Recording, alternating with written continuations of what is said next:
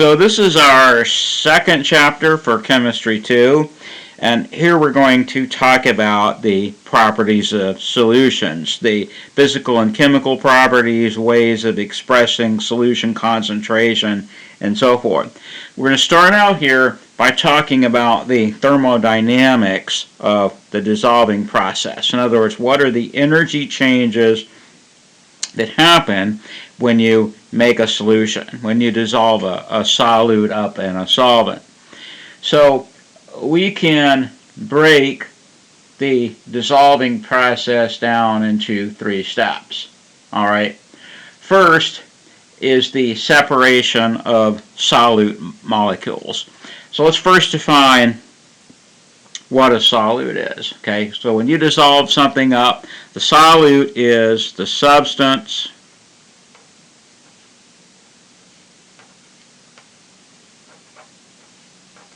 that is dissolved.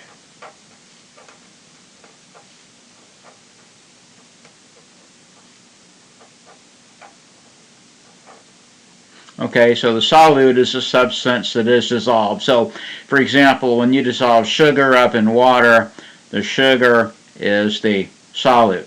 Okay, so that's one of your three steps, is that you have to separate solute molecules. Okay, let's say you're dissolving salt up in water. Okay, as you should know, salt is an ionic compound. This array of positive and negative ions that are held together by these electrostatic forces of attraction. When salt dissolves up in water, that lattice is torn apart. In other words, somehow the force of attraction between those positive and negative ions, they're separated, right? So this is an endothermic process. Okay, and endothermic, if you recall, endothermic means energy is required.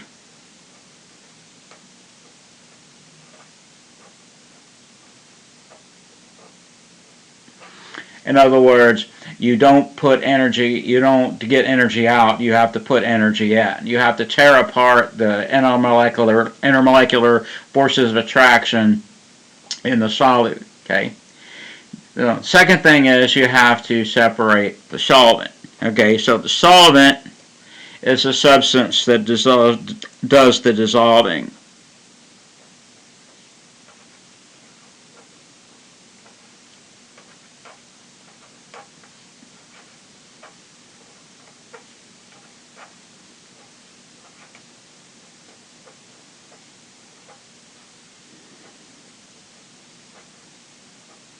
Okay, so the solute is the substance that is dissolved, and the solvent is the substance that does the dissolving, right? So we have to separate the solute, and then we have to separate the solvent. Okay, so let's continue with our analogy of salt and water, or sugar and water. You basically have to overcome the hydrogen bonding in the water. You interfere when the substance dissolves up, so you interfere with that hydrogen bonding. You have to partially tear those water molecules apart from one another, right? So this is another endothermic step. Okay, so energy in, and then in our third step, you have the mixing of the solvent and the solute. This is our only exothermic step. And this determines how much energy we get out in this third step, is what determines whether the entire dissolving process is endothermic or exothermic. Okay, so it all comes down to the magnitude of these steps. Well, these two are always endothermic. This one is always exothermic. So the question is whether or not you're getting enough energy out here to overcome the first two endothermic steps. See, dissolving is not always exothermic. Okay, when you dissolve, for example, ammonium nitrate, that's an endothermic dissolving process. When you dissolve ammonium nitrate in water, if you're making a fairly concentrated solution, the solution gets cold. If something is taking in energy, it feels cold. Okay, so that's an endothermic dissolving process. On the other hand, dissolving of the sodium hydroxide is exothermic. In fact, it's highly exothermic. So that if you're making a concentrated enough solution, let's say you're making a rather large batch of, let's say, 6 molar sodium hydroxide, it would not be unheard of. You have to put that in ice to cool it down. Okay, so the dissolving process is very exothermic. So the dissolving process can be endothermic or exothermic. It comes down to the magnitude of the 3 steps. So, what kind of things affect solubility? Okay, so here we're going to talk about what sorts of things affect solubility. Okay, first is solvent-solute interaction. Okay, and the old adage is like dissolves like. Okay, so what do we mean by this? What we mean by this is that polar solvents dissolve polar compounds, and nonpolar solvents dissolve nonpolar compounds. So polar dissolves polar, nonpolar dissolves nonpolar. The stronger the attractions between the solvent and the solvent, the more soluble is going to be the compound. Okay, so let's take a couple of cases here. Let's suppose you're trying to dissolve gases. Let's say you're trying to dissolve a nonpolar solute in a polar solvent. Okay, so you may remember when we talked about, this is why we talked about intermolecular forces of attraction first and polarity. You may remember that all the homonuclear diatomic molecules are nonpolar, right? So these N2 and O2, these are nonpolar gases, not particularly soluble in water. So they'll dissolve, but to a very small extent. So you might want to say, why is that? Okay. Well, it comes down to the thermodynamics, all right, of those 3 energy steps. The energy is required to separate the water. We still have to separate the water. In other words, we have to overcome the hydrogen bonding between the water molecules. Now, we don't have to put in energy to separate the gases because they're already gases. These are already exist in the gaseous state. They're already separated, so we don't have to separate the solute. But there's no interaction between solute and solvent. So let's say we have this water molecule over here. Okay, so we have a water molecule, and of course, as we talked about, the water molecule is polar. You've got the partial negative charge on the oxygen and the partial positive charge on the hydrogens. But then say we have an N2 molecule down here.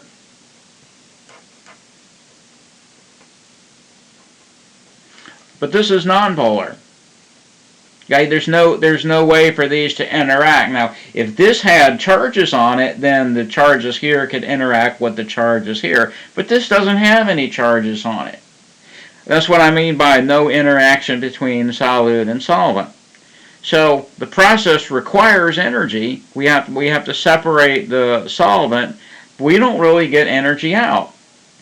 So there's no way for the dissolving process to be thermodynamically favorable. There's no way to get energy out in the dissolving process. Okay? Now, polar gases, such as ammonia and hydrochloric acid, okay, are very soluble in water. Now, this might seem kind of strange for a minute to call these gases. What you're used to working with in the lab as ammonia and hydrochloric acid are solutions of these dissolved up in water. But in pure form, not in solution, these are gases. Okay, but anyway, they're very soluble in water. Why is it? Why is that? Because they're polar. Okay, so energy is required to separate the water molecules. That doesn't change. We still have to separate the water. But now we have stronger interactions between the solvent and solute. In other words, we can get some energy out here between the solvent and the solute, because the energy is released when the two are mixed. So let's say we have we'll say we have our water molecule over here.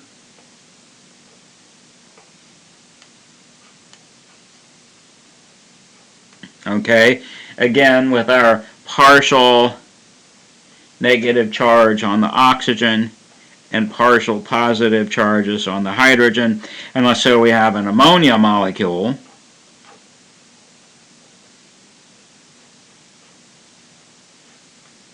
That we're trying to dissolve up in the water, and ammonia is polar, so again partial negative on the oxygen and partial positives on the hydrogen.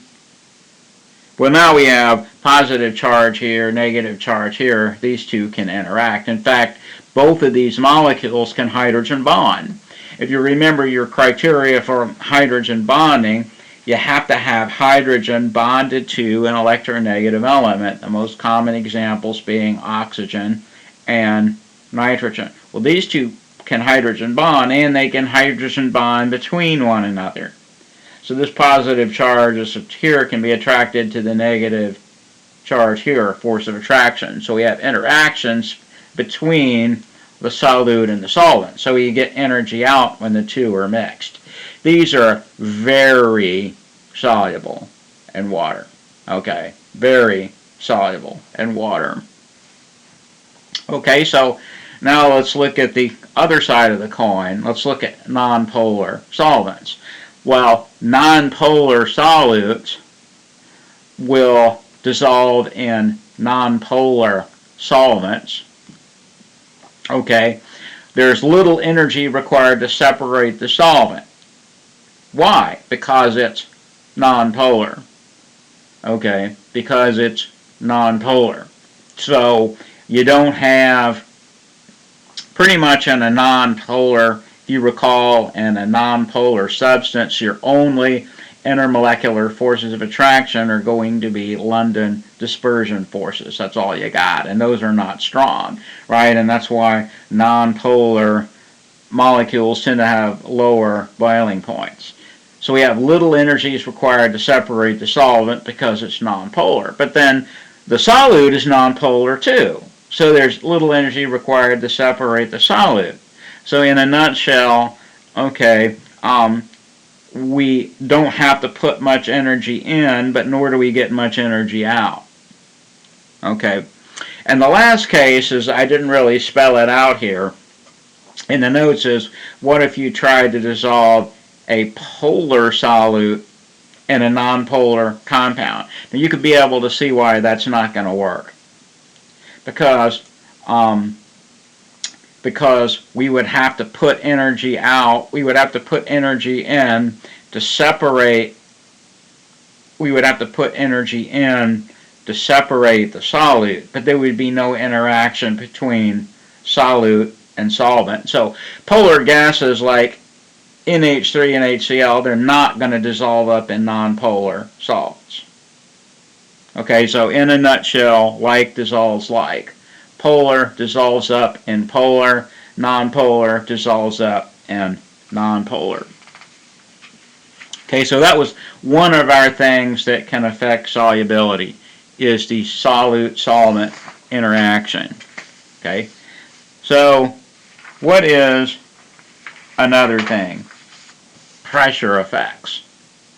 Okay, so for a gas in equilibrium with a liquid, increasing the pressure increases the solubility of a gas. Now, this only applies to a gas. If we're trying to dissolve up a gas, in other words, if the solute that we're trying to dissolve up is a gas, we can increase the solubility by increasing the pressure.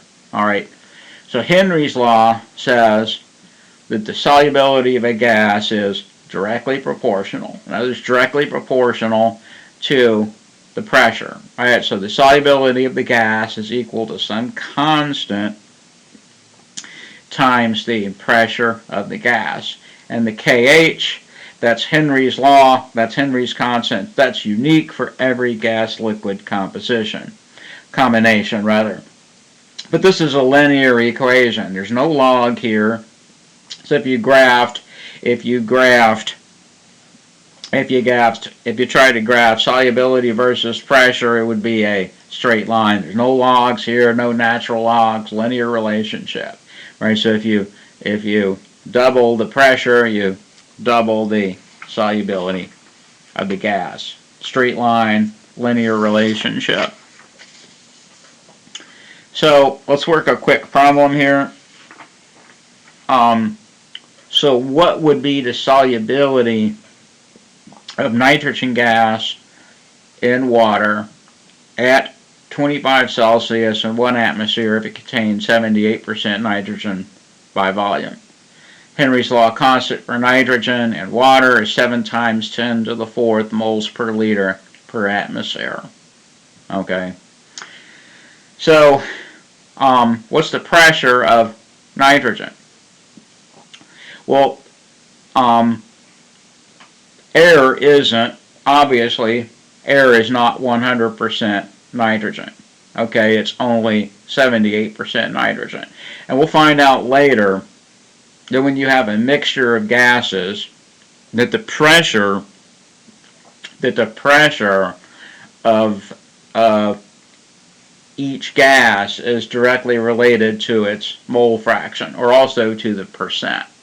All right, so if air is 78% nitrogen by volume, then the nitrogen accounts for 78% of the pressure. So air, which is a mixture of gases, may exert this total pressure of 1 atmosphere.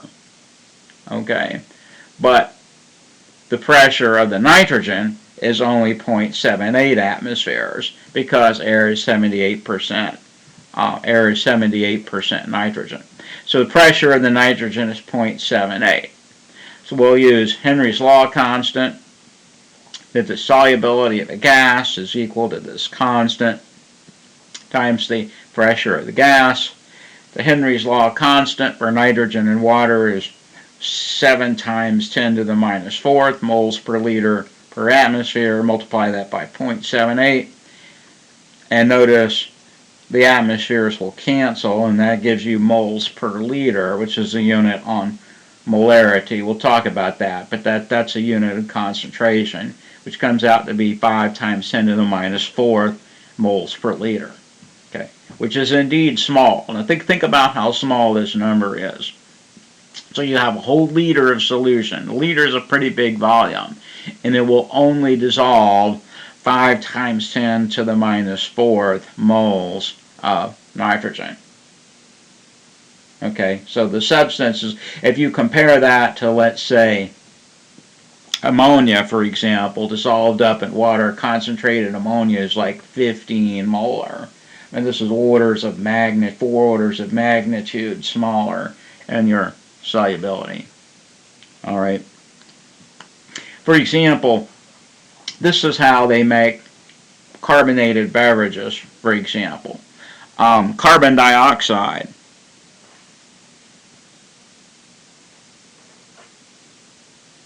Dissolved up in water. First of all, carbon dioxide is nonpolar. We talked about that with the polarity, so as a result, it's not terribly soluble in water. So what do they do when they make carbonated water, for example? They increase the pressure. Basically, the solubility is forced by increasing the pressure. And when you first open up a bottle of something that's carbonated, what do you hear? You hear that hiss of gas releasing, because once you open the bottle, the pressure inside is released and the gas starts coming out. Pressure goes down, the solubility is decreased, and the gas starts coming out. So, a third thing that can affect solubility is temperature effects. And this kind of almost intuitively makes sense. You know, if you're trying to dissolve something up, what's one of the first things you want to do? All right, we'll heat it up and we'll get it to dissolve. Well, that's not always the case. It depends on whether the dissolving process is endothermic or exothermic. Okay? Now, if the dissolving process is endothermic. Now remember, if something is endothermic, that means it's taking in heat. Okay? So, we can think of heat as a reactant. Heat's required for the reaction to happen. So we heat it up, we're giving it what it needs. The solubility increases with increasing temperature. Okay? Now, on the other hand, if the dissolving process is exothermic, okay, if the dissolving process is exothermic, then the solubility decreases with increasing temperature because, right, so heat is a product. Heat is a product. We can think of heat as a product, and if we're heating it up, it's like we're trying to add a product, which would cause the reaction to not happen. Okay, so the solubility decreases with increasing temperature. Okay, so one more time, let's think about it this way. For an endothermic reaction, you have solute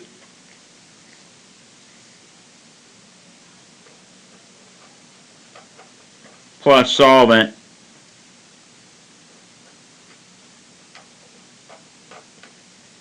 plus the heat makes your solution. Okay, so you can think of an endothermic process, you can think of heat as a reactant. If it's an exothermic reaction, solute plus solvent makes the solution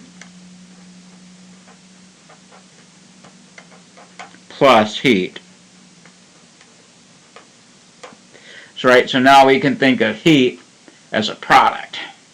So in this reaction, heating it up in the endothermic reaction, or in the endothermic dissolving process, solubility increases with heat. The exothermic process, it decreases. Okay. Now, the solubility of gases decreases with increasing temperature. Almost or always. Now, think about why that might be. Because the dissolving of gases is nearly always exothermic. The dissolving of gases is nearly always exothermic. Go back to the 3 steps in the dissolving process. We separate the solute, we separate the solvent, and then the two mix. But if we're dissolving a gas is already separated. We're skipping a step. We're skipping one of the endothermic steps because we don't have to put energy in to separate a gas because a gas is already separated. So that's energy that we get out when the dissolving process happens is exothermic. So anyway, that's why that is.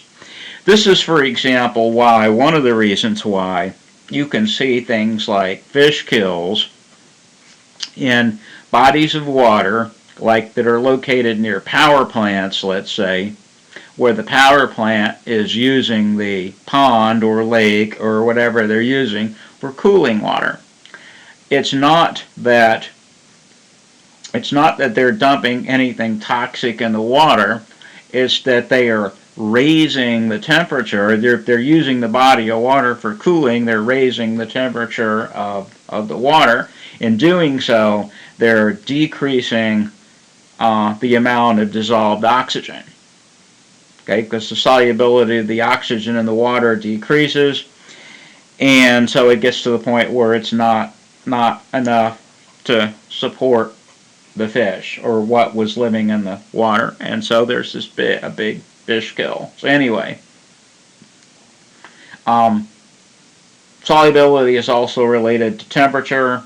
Okay, dissolving of gases is always exothermic. So we'll stop here.